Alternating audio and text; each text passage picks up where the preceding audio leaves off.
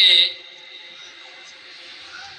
একটা গুরুত্বপূর্ণ ইমানি বিষয়, সবচেয়ে গুরুত্বপূর্ণ ইমানি বিষয় নিয়ে আমরা এখানে একত্র হয়েছি।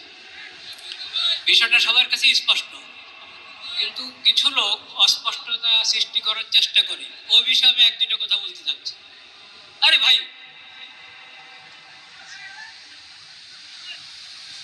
অনেকে ধোকা দেয় বা হতে পারে সে নিজেও ধোকার মধ্যে আছে। সেটা হলো এটাকে মযহাবের ইখতিলাফ মনে করে। হানাফি, শাফি, হাম্বলি মযহাব, দেখেন সব মযহাব আহলুস সুন্নাত ওয়াল জামাতের অধীনে।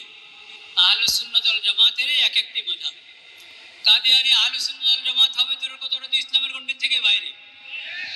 কাজে এটা মযহাবের ইখতিলাফ নয়। 2 নম্বর, কেউ কেউ এটাকে ফিরকার ইখতিলাফ বানাতে চায়। খবরদার, ফিরকা আহলুস সুন্নাত ওয়াল জামাতের মতো হেদায়েতের উপরে তো নাই, ওরা গোমরাহ। যত ফিরকা, বেদাতি ফিরকা, গোমরাহ ফিরকা, ওরা গোমরাহ।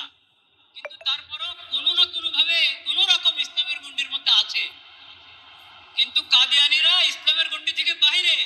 কাজে কাদিয়ানীরা কোনো ফিরকাও না, এরা 72 ফিরকার কোনো ফিরকা না, এরা পুরা ইসলামের পুরা গণ্ডি থেকে বাইরে। এটা মযহাবেরও ইখতিলাফ না, ফিরকারও ইখতিলাফ না। তাহলে কি? এটা হলো ইসলাম আর নন ইসলাম। উম্মতে মুসলিমার থেকে বাইরে ভিন্ন একটা মতবাদ হলো কাদিয়ানী মতবাদ।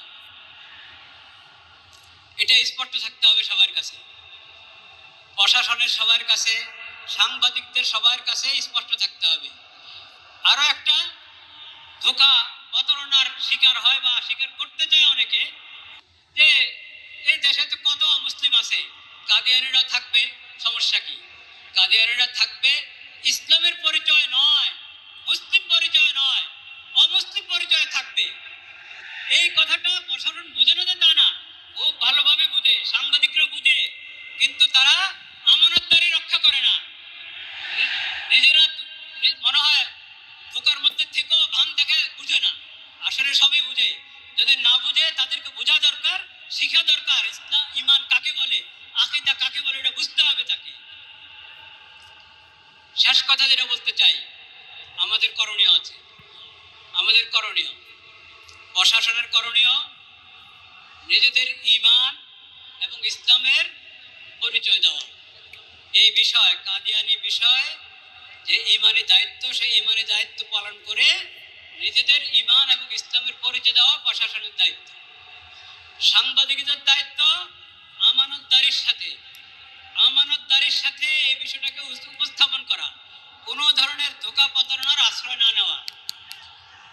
সকল ব্যবসায়ীদের দায়িত্ব, তারা কাদিয়ানীদের সমস্ত পণ্য যাতে এমনি পিছনে পড়ে যায়, ওইভাবে জরুরি সমস্ত পণ্য উৎপাদন করা, বাজারজাত করা। কাদিয়ানীদের সমস্ত আরএফএল এবং প্রাণ, অনেক বিভিন্ন নামে কাদিয়ানীদের অনেক পণ্য আছে, এগুলো সব বয়কট করা, পরিত্যাগ করা জরুরি, ফরজ। এটা ঈমানি দায়িত্ব, এটা ঈমানি দায়িত্ব। নামাজ পড়ি রাসূলুল্লাহ সাল্লাল্লাহু আলাইহি ওয়াসাল্লামের সুন্নাত মোতাবেক, ওযুখানে গিয়ে দেখা যায় আরএফএলের বদনা, আরএফএলের লোটা। এটা কেমন কথা? এটা কি ঈমানি গায়রত চায়? এটা ঈমানি গায়রতের দাবি? এজন্য কাদিয়ানীদের সমস্ত পণ্য আমরা বুঝে শুনে, যেই নামে হক